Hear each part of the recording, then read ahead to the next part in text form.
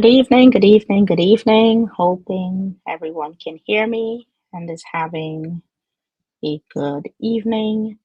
Thank you for joining. Thank you for listening. I truly appreciate it. All right, I'm joining in tonight to discuss Sonya Massey. This is my first live stream, so hopefully I don't trip up on all of the hot words that YouTube does not like us using. I will go ahead and show you the clip. I'm sure most of you have seen it already, but I'm going to play it and I'll give my thoughts on about how I feel about this disgusting situation.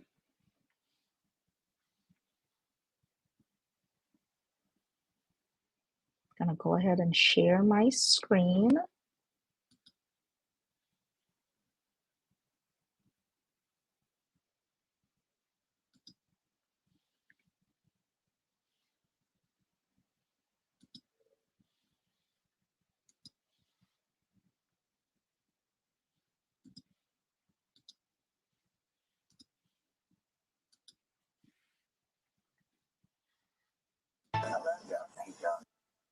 Sonia Massey told deputies she loved them. 3 minutes later, one of them shot her. It's just one of the moments now coming out on body camera footage from Springfield. Good evening. I'm Brendan Morano. And I'm Jennifer Roscoe. 2 weeks ago, Massey called 911 for help. Now, Sangamon County Sheriff's Deputy Sean Grayson is charged with her murder. And we are getting a look at what happened that night. Our Capitol Bureau Chief Cole Hankey is live with us. Cole, what does the body camera footage show us? It shows us in clear detail what happened in those crucial minutes between when deputies arrived at Massey's home and leading up to when Grayson shot her. And it verifies what court documents have already told us, that this was all over a pot of water. Sonya Massey called 911 thinking there was a prowler. Two deputies, one of them, Sean Grayson, got to her home just after midnight. Newly released body camera footage shows what happens next. Is there anything else I can do for you? No, sir. Okay. Deputies searched her property and didn't find anything. They talked to the 36-year-old for several minutes, eventually going into her home. Massey looks for her ID, and Grayson notices a pot of boiling water on the stove. Massey goes to get it. Then things take a turn. You better not. I swear to God, I'll shoot your face. Okay, I'm sorry. Drop the pot. Her final words were, "I'm sorry." 3 shots were fired. One hit the mother of 2 in the face. The other deputy says he will go to get his medical kit, but Grayson tells him not to. I'm gonna go get my kit. No, headshot, dude. You're done. You can go get it, but that's a headshot. Grayson can be heard on camera telling others what he says happened several times. You know, what else do we do? I'm not taking hot boiling water to face. Grayson also says several disparaging comments about Massey while she was on the floor bleeding. Yeah, I'm good. Crazy. I think she set it up on purpose. I have a choice. The Sangamon County State's attorney did not buy Grayson's justification.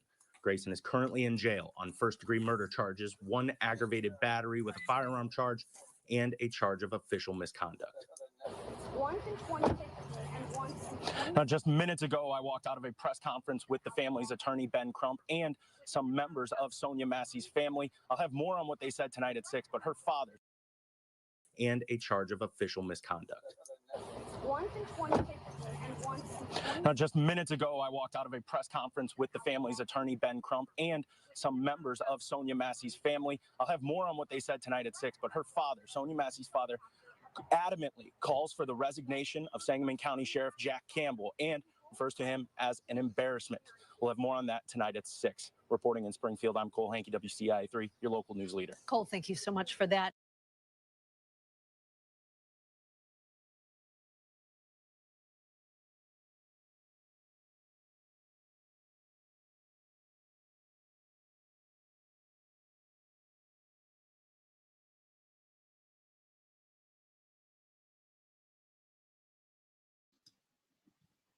Okay, sorry about that. Now, First thing she said to them as she came in, as they approached her at the door, was, "I love you guys." The last thing she said to them was, "I'm sorry, I'm sorry." Please tell me how that can be misconstrued as her being aggressive or violent. Was she a little confused? Seemed to be a little confused or flustered as they were standing over her and asking for her ID and asking her questions about the car that was in the driveway or whatnot, if it belonged to her. Anyone, including myself, when dealing with any police officers, I'm a little nervous, even though I've never broken the law. I can understand clearly the position she was in. I'm sure many of you can understand the position she was in. How does an encounter where someone has called the cops for assistance ends up with them being unalived? How does this make sense? How is this okay? And then the nonchalant behavior after he's taken a woman's life is that B was crazy and she set that up.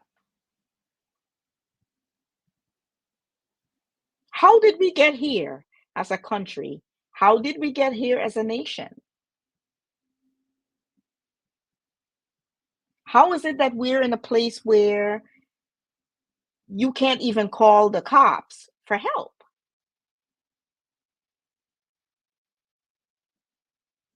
How is it that we're in a place where you can feel threatened because you think someone is about to enter your property unwanted or unwelcomed, uninvited? You call the cops for help, and then you don't live to see the next day.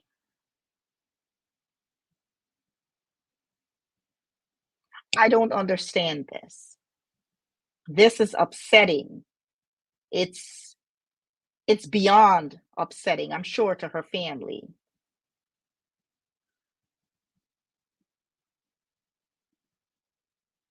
We're in a bad place as humans, period. As a country, a nation, we're in a bad place where I'm not calling the cops for any reason. This is ridiculous.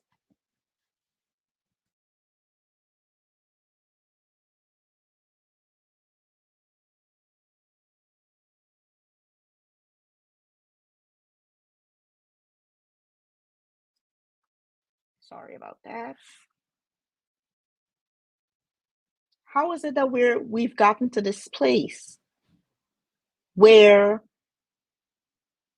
the people that is supposed to protect and serve don't protect us? They're harming us more than they're protecting us. How did we get here? I feel horrible for her family. I feel horrible for her kids that she left behind. And excuse my language, but he's a complete jackass. I'm not addressing him as Mr. Massey, Mr. whatever the heck his name is. I'm not addressing him as officer whatever. He's a jackass. He gave definite jackass personality. Even speaking to his colleagues afterwards, his language, that bitch was crazy and she set this up. We have to do better. He's moved from so many different police departments. one after the other, I'm sure after getting into trouble, and they give him the option to resign, and he did. And the next place just scoops him up.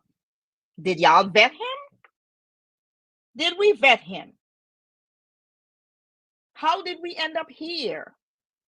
How did we end up in a place where it almost seems like he was pissed that he had to leave and go to leave the police station or wherever the heck he was to go out to respond to a call that was non-productive in a sense. And I'm saying non-productive because he didn't find anyone. So now he was looking for something. Jackass behavior.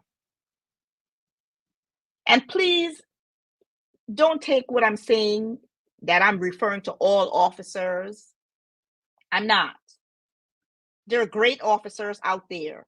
But how do I know? How do you know? How does your daughters know? How does your sons know? How does your grandma know? How do we know when we pick up the phone and call that we're getting the good police officer and not officer jackass with a chip on his shoulder and a bone to pick? How do we know that we're not getting that officer? When does this stop? I'm not the one to normally do commentary on issues like this, but it's beginning to get so bothersome, upsetting that this keeps happening. And then they get off scot-free. Throw this man under the jail cell. Throw away the key. He doesn't even need a trial. Don't waste the tax dollars. Under the jail cell. I don't understand why this keeps happening. Nowhere in that woman's personality, her demeanor, said aggressive to me. The way she spoke to them, he got upset because she said, I rebuke you. Yes, I rebuke that nonsense you're spewing in my house. That's the way I'm taking it when I heard her say that. I rebuke that nonsense because that's not my heart. That's not how I operate. I called you for help, is what she's saying. So you don't want to get a pot of hot water. Nowhere did she walk towards you aiming a pot at you. I did not see that. You didn't want to get a pot of hot water in your face, so you thought that it was justified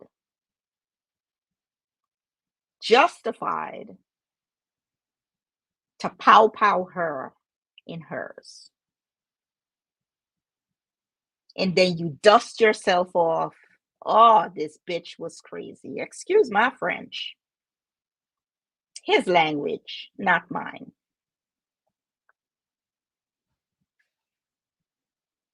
I feel horrible for her family.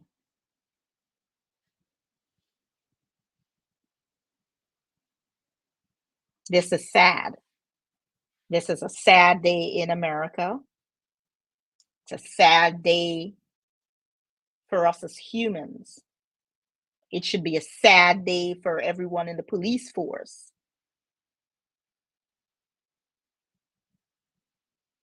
That you don't know what you're getting when you dial 911 and call for help.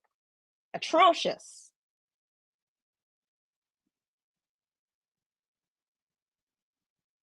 Who's doing the vetting when we're hiring these officers?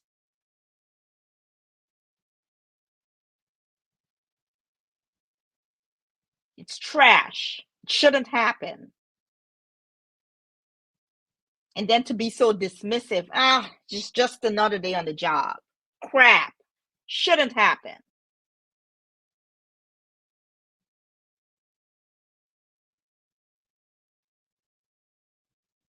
I'm lost for words. Just trying to come up with the words to describe how upsetting this is.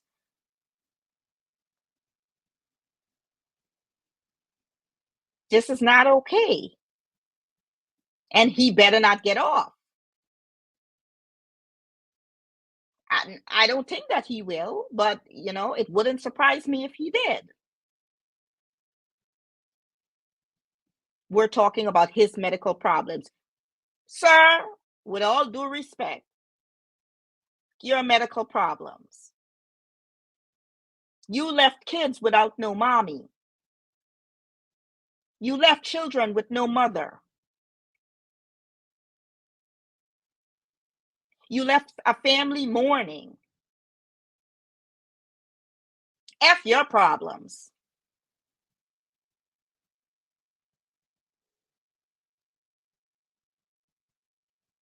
We have to do better. We have to do better when vetting these officers. This is not okay. My condolences to her family. My condolences to her kids. And I hope her family gets the justice that is deserved and that is needed. Because this, my heart breaks for them. It's not okay. He goes on to live his miserable life, and a family's left to mourn over a pot of damn water that was not even aimed at him. Also, both of the officers pulled their weapons, not just him.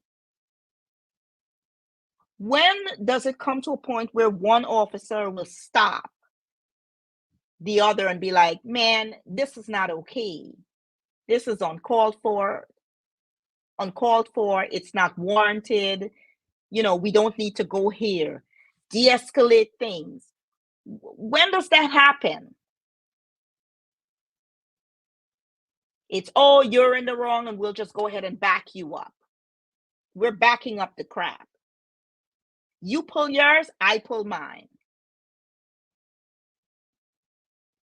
It's terrible that every time we see a situation like this, it's where one overreacts and the rest of them just back them up, where no one stops. It could be 5 of them, and it all ends up the same way. Uncalled for. I don't have the answers, and I don't know what needs to happen. I definitely know they need to be vetted. Whatever process they're using isn't working. The vetting system needs to be better.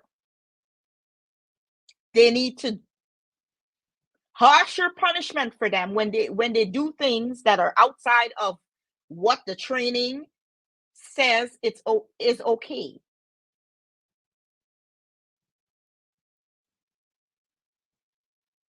How do you call for help and end up unalived?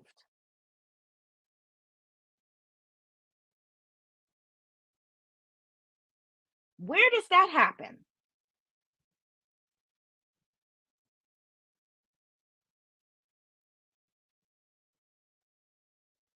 I'm not going to take too much more time on here.